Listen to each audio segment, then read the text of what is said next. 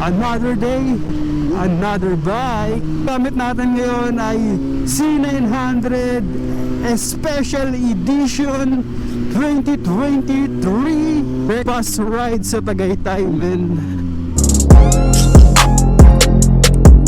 What's up, guys? It's your boy Motihuge.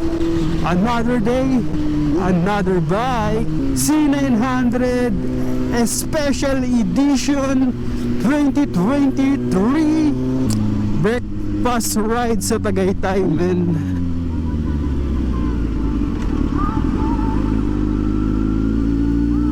May ano pa kaya? Dinadetect.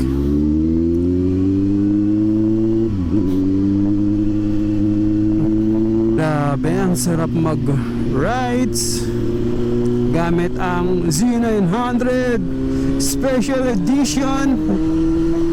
Sheesh. Grabe yung power na ito. Power output niya.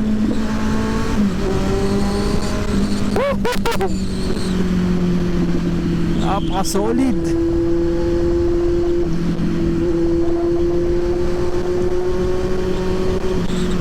Kaya ang solid, oh.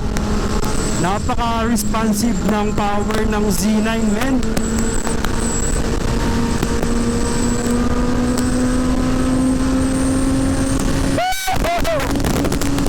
Sabi, 150.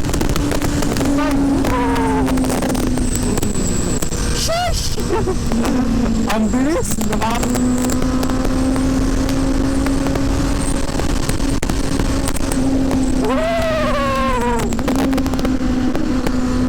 Grabe, napaka-solid.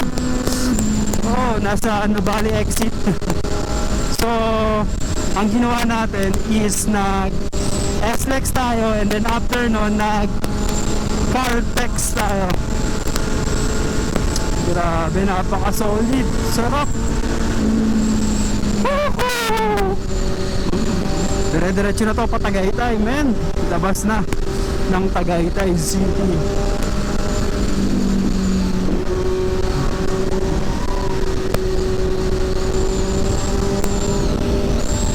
Yes, sir. Grabe, sarap.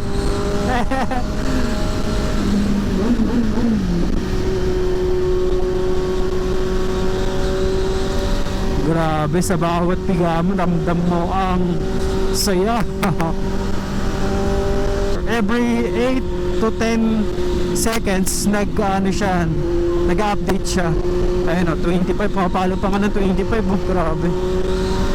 Kasi lalo na pag sobrang luwag, walang traffic, maganda yung pinaka gas consumption niya, hindi siya malakas.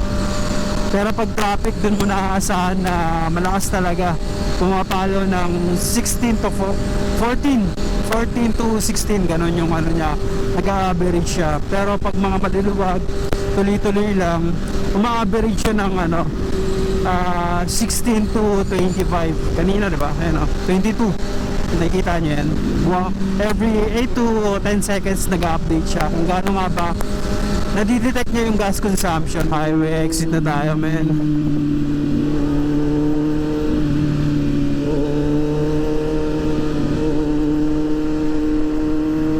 Sheesh, napakabilis.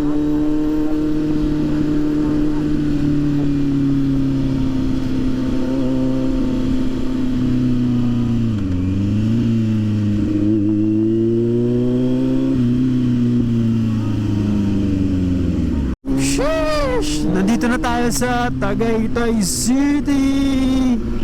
Woo! Gamit ang C900 Special Edition.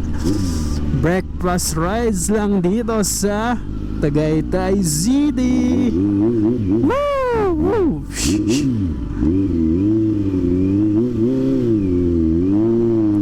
Hey! Shish! Grabe, napaka-solid na biyahe.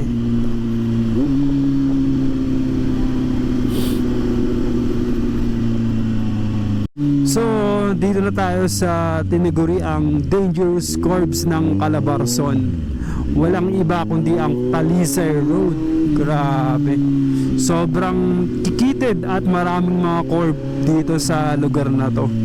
Kaya pag kunting mali mo lang ay pwede ka nang mapunta sa Hukay. Kasi bangin na yan dyan, no? Ayan, no? Sheesh! Prone rin to sa landslide. Kaya, kaya nilalagyan nila ng mga ganun, no? Yung mga net. Woo! Grabe, sir. Sarap.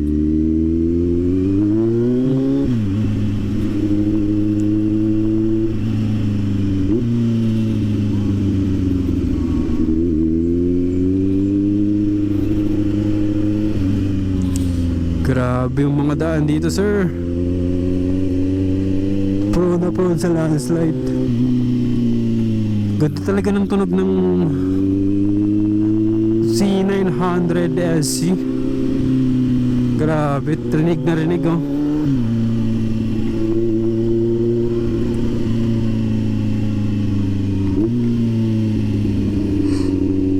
Grabe, solid.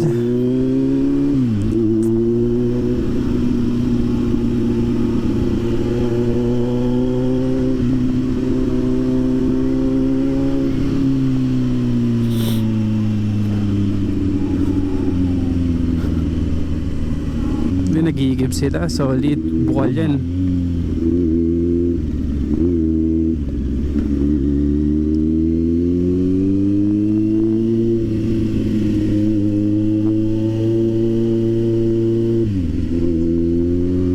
Sheesh! Grabe, ganda ng view, no?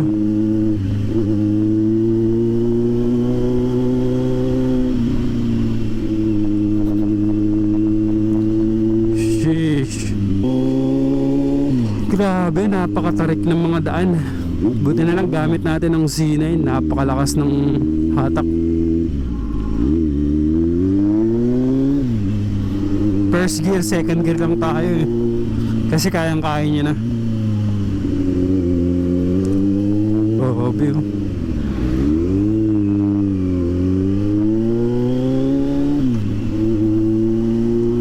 Sheesh! What a view.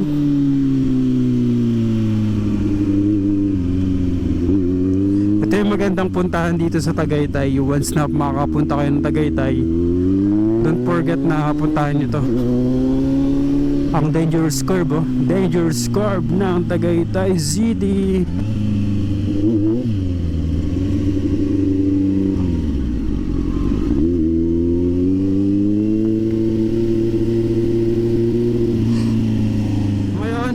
Pauwi na tayo. Sheesh! Ayun yung pinaka logo ng Tagaytay City. Sheesh! Gamit natin ang Z900 Special Edition. Grabe, sir. Sarap. Sarap mag-rides.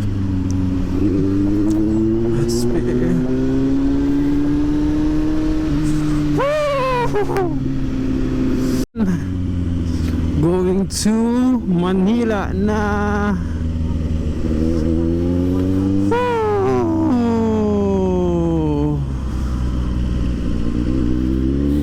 Grabe, solid. Yes sir, pa Manila na tayo, men.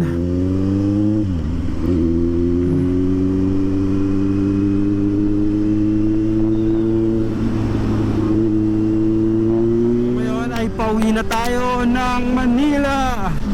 Sheesh! 4 PM na, nagpahinga muna tayo sa gasoline station. So malayo-layo pa to, nasa ano pa lang tayo, Shellman Plaza. Medyo traffic na.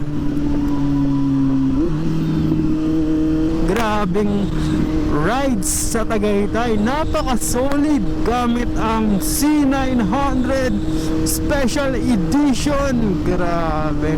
As using this bike, napaka-solid kasi first of all, binibigay niya yung comfort, yung power, yung looks, at syempre may iba't iba rin tong modes like road, sport and rain. Kaya depende sa condition mo, expressway ka, or kung gusto mo makita yung pinaka power ng C9 is sport mode mo. Pero kung city ride lang or chill rides lang, road, naka road lang tayo palagi para tipid sa gas and saktuhan lang yung power. And also rain pag wet yung kalsada. Pero ang pinaka nagustuhan ko dito is yung Brembo, yung brake niya, kaya napakaganda ng braking system na ito, man. And also yung pinaka shock is naka all-in strength, kaya maganda yung pinaka bouncing ng bouncing niya sa shock absorber. Kaya napaka solid sa mga long ride, rough road, and others activities using this bike. Kaya mag-enjoy ka talaga gamit ang Z900. Pa-exit na tayo ng C5. Napaka solid na ride sa Tagaytay. Sheesh! Woo! Grabe, ang sarap gamitin, man. Napaka solid. Labas na tayo ng expressway. So nasa Taguig na tayo, man. Sheesh! Grabe, napaka solid.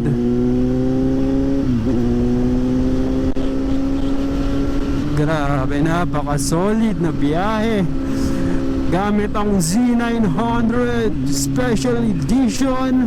So overall performance ng C9 is napaka solid. At ang masasabi ko lang, medyo mainit siya, pero once na naka-pants kayo and boots, hindi mo nyo naman masyadong ramdam. Pero natural lang to sa mga higher CC.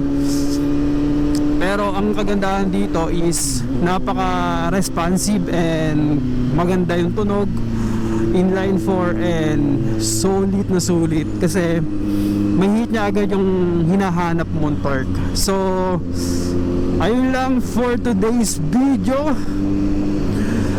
Once again, this is Moto Huge.